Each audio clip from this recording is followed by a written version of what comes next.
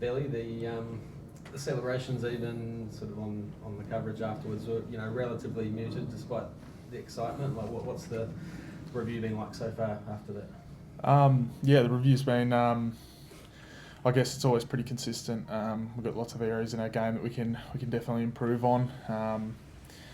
And yeah, look, it was great for the guys and for the team to get a win, which is always the plan. And obviously you got to enjoy those. But yeah, just we've got a lot of stuff in our game that we need to work on and get better at.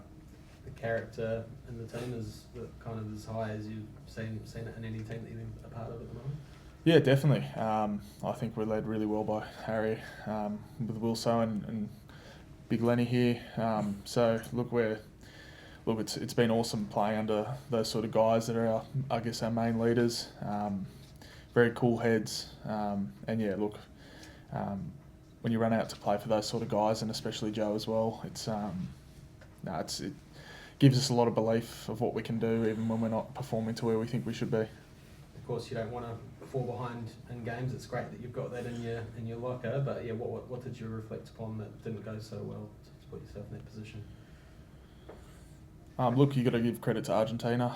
They were great starting that game, and look, they're a very dangerous team, as they've shown over the past 2 years. Really, they've really taken some big scalps, and they're one of the better teams in world rugby at the moment on their day. So look, there were a lot of positives in that game, but as I said before, we've got areas that we need to get better at, and part of that is the first half and also in the second half when we let some opportunity slip.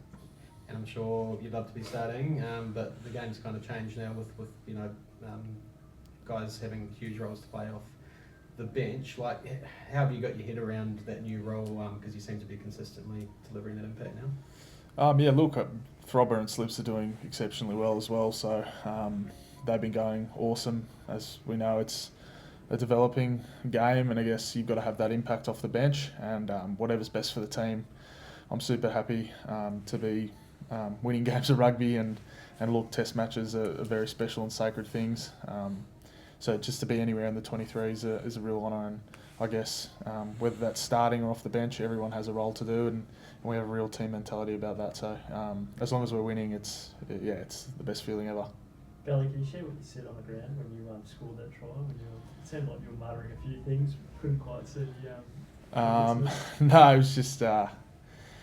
Yeah, look, I actually can't remember, but it was a great feeling. But I was lucky enough to get another no-look pass off Lenny. So, there was a lot of space there to start with, and then it closed up with all the Argentinian fellas trying to, I guess, stop the bleeding, which we got a few penalties there on their line, and then Lenny does what he does best and gives me a no-look, which I guess attracted a lot more defenders than it should have, and yeah, I was able just to flop over. So. It was all, I guess, Lenny there, as it's been the last few weeks. Big H, he's been now captain the side for about a year, pretty much like at the midpoint of the Argentina tour last year. What have you seen in terms of his leadership progression over this last 12 months? Is there anything that you guys have picked up? Is it confidence? What might it be? Look, we all love playing for Harry. He wears his heart on his sleeve.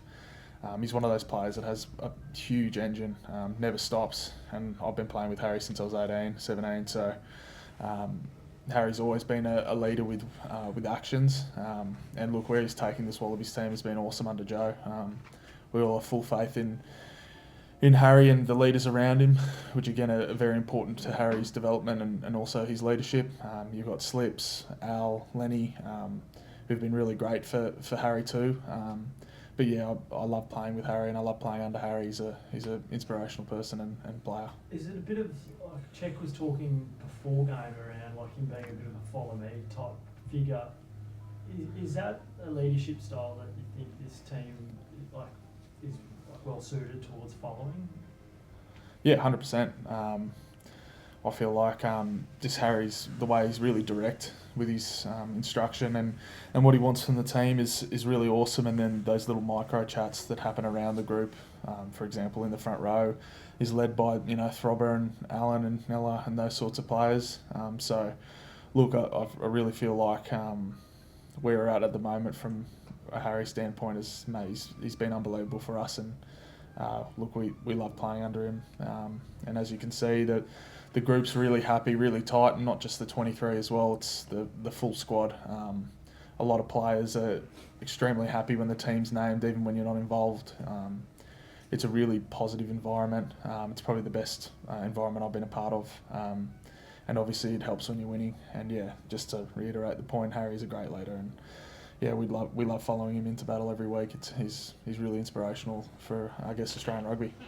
Ellie, what about Mike Prime and Laurie Fisher? Obviously, we know Joe's moving on, but first, I guess, with Mike and the work he's done with the scrum there, like, is there a bit of chat around the hotel and on the training field about trying to convince these guys to stick around for the World Cup campaign? Yeah, but nah, not really. Chrono's, mate, it's funny enough, I think he's coming up to his 250th test coaching, top tier 1 nations, so this will be his 250th test, and the experience he brings, the players he's coached, most have been world class, so he's exceptional, and it's been really good for me, and a lot of the younger boys. You see Billy Pollard now, really nailing down his set piece. He's been awesome for us over the past month, 2 months. Chrono will be a massive loss if he pulls stumps. I hope he doesn't, but it'll, I guess, with what they've created, the foundation of, I guess, what the team is, what we stand for, and our habits, which has been a real big focus point. We'll be great, hopefully, in great stead heading into the future. Lenny, after the game in Townsville, I noticed, and this is something you guys all do as a team, late after the game, you're all wrecked, heat, humidity, you're standing there signing every kid's jersey, ball, whatever, until you're told you've got to go in for a shower. Can you tell me just what that means to you, to just inspire that next generation of kids who are coming out to see you? Yeah, I think it's a part of our job, to be honest. We love our supporters coming out every week to support us, so it's the least that we can do. Sign autographs, photos, the lot, so it's nice. Whenever you came off at the first half, you gave a good interview and you were just saying we need to tighten up our discipline. I think the stats were, if I got it right, it was 8 penalties in the first half. You certainly did your job as a team. It was just 2 conceded in the second half. Can you take us through maybe what changed? Obviously, the discipline was brilliant in the second half, and maybe what you were seeing in the first half in terms of as a team where there were uncharacteristically quite a lot of penalties. Yeah, as you touched on, it was a slow start from us.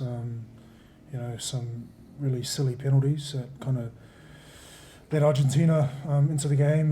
They scored through their penalty kicks, and we spoke about that at halftime. Just about our discipline, and we wanted to come out in the second half and start fast, and I thought we did that. We kind of nailed our detail in terms of how we wanted to defend, and yeah, it was a good start in the second half. You've played a huge amount of rugby, as Belly says, a huge part of why this team's winning. How's your body? And can you just take us, like, I'm sure you don't want to take a rest because you're just enjoying it so much, but how is the body going? Body's good. It's good. I think what's important for me is just the recovery side. We nail our recovery throughout the week. We get what needs to be done, and leading into Saturday, I think that's the easy part. It's just the Tuesday, the Thursdays, and then making sure that recovery is on point, and then we go from there. Joseph Akususuli, he spoke to us yesterday just about how that centre partnership has really developed, how much he enjoys playing with you and the work that you've done with him. He obviously scored 2 tries, and a huge amount of that goes down to you. Can you just tell me the work you guys do off the field, and also the understanding that's building on it, and how much you enjoy having that centre partnership? Yeah, I don't want to keep talking about Joseph because I always say good things about him, but it's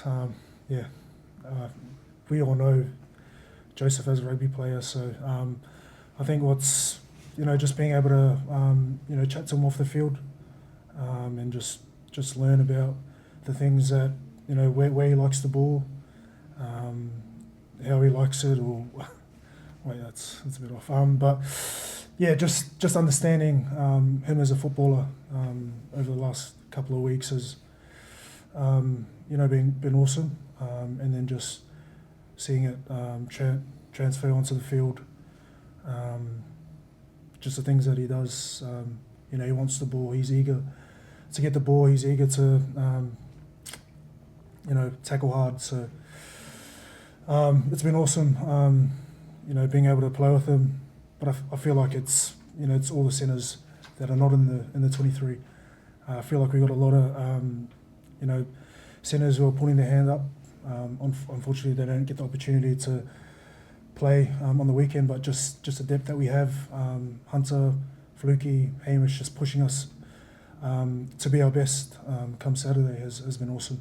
Joe's kind of backed you guys in as a 12, 13. Like a lot of people going, Joe, you should be 15. A lot of people saying you should be 13. Like, how much is it like evolving for you guys? Like, do you guys feel like you're learning every week together, and it's only like the start of something that could be great in 3 years' time come the World Cup? Yeah, we just Joe will select the squad and he'll tell us who we're playing, and then we just got to play. We're rugby, we're footballers, so we just got to do our job. And you know, wherever I play, if I play 12, 13, I'll play on the wing if I have to. But I just want to be out there. And Serge Joseph, he doesn't mind where he plays. He's just a footballer at the end of the day. And defensively, like is the two set piece players, first phase tries, like seemed pretty hard to defend what they were delivering there. But has that been like the crux of a bit of a review there around what you guys have to do? Is it line speed? How do you defend those kind of first phase tries? Yeah, we haven't really, you know, defence days on Tuesday, so I can't wait for that meeting. But yeah, I think it's just making sure that we're, you know, coming together as a backline, and you know, before that meeting, talk about, you know, the things that we can do, you know, better. You know, there's things that us as a backline we obviously have to do to be better come Saturday. So yeah, we'll just have a look at that, and we'll go from there. There's been a huge amount of change at number 10. Obviously, it was Noah's job, and then it's been kind of rotating since then. Now, Tom's under a bit of a cloud, and JOC will be going back to England at some point. Like, how difficult is it to adapt to all that change, and does it change your role week to week if you're playing with a young kid or an older guy? Young kid. Young man. No, I don't think anything changes for us. The 10 that Joe picks, you know, has a job to do, and you know, their job is to lead the boys around. And for me, it's being able to help. If it's Tommy or if it's Tane, then it's just being able to, you know, be that second point of, I guess, being that person to, you know, guide the younger boys around. And if it's James O'Connor, then I guess I just got to listen to him. And with Tom, he's had quite a few knocks and setbacks now. He's a very brave young guy, I think quite quiet off the field. But yeah, how's he doing? I know he's been cleared of concussion now, which is great. So. I think he's been going well. Obviously, you know, he's still young, so being able to you see him grow over the last couple of years has been awesome. But just I think I've kind of, because he's roommates with Tate, I hang out with Tate a lot, so he's always you know, around Tate, and just getting to know him a bit more has been good for me, because it translates onto the field. Like if you're, you know, getting to know your 10 a bit more, you want to kind of play for him and learn a bit more off him. So it's been awesome. Just on JSA, like there's a bit of doubt as to, like Joe said on Saturday, the negotiation to occur with Jeff at Leicester. Like how big a boost would it be if he stays around, and what's the real value of having JSA in the camp at the moment? Yeah, having Rabs has been awesome. It was kind of like QC when he came in 21. You know, just that older head, you know, that knows a lot, brings a lot of experience into the group. But yeah, he's been awesome for us, especially over the last couple of weeks. But I sent him a message and told him that he's leaving when I'm leaving. So I think we'll sort that out soon. Angus, sorry, go on. Billy, and just on Sam's question about Mike Ron, are you able to like take us into the inner mind of him? Like, why is he so good? Is there things in your game that specifically he can, like, he's helped out? Because he's revered and 250, just like he's seen a fair bit. Yeah, no, he's as a coach, he's super simple, which has always helped. He doesn't overcomplicate things. But yeah, I think he reiterates a lot about just being a team, everyone doing the same thing and being on the same page when it comes to scrummaging. So, look, he's super simple, but also he's very technical when you need it. Individually, he puts a lot of time into separate players, and he's not just in the front row; he's the whole forward pack. So, no, mate, he's been awesome for us, and obviously he's seen so much through the years. His wealth of experience and knowledge has been gold for us as a forward pack, and really, I guess, helped us become an efficient pack. And then also there is still so much to learn and get better at. So it's exciting. So. And just on the last couple of questions. Those couple coaches, like Joe, is there saying like a nickname around like stay humble or something or other? But like, it seems like a perfect mix between him and Mike at the moment. Like Mike's kind of, it seems like he's a charismatic bloke and call a spade, and then Joe's like, can you bring us into the dynamics of having those kind of father figures leading this kind of resurrection of the Wallabies? Yeah, look, Joe's very black and white. That's the best thing about it. He tells you when you need to get better at a certain aspect of the game, and then he'll give you a pat on the back when he thinks you're going well, which is awesome, and it's great for our young group. Chrono's very charismatic, but also he does call a spade too. So the coaches are super direct. The feedback is always right on point, and the best thing about our squad is everyone's pretty self-aware. So we all know where we need to get better and what we need to improve on. And Chrono and Joe say it a lot.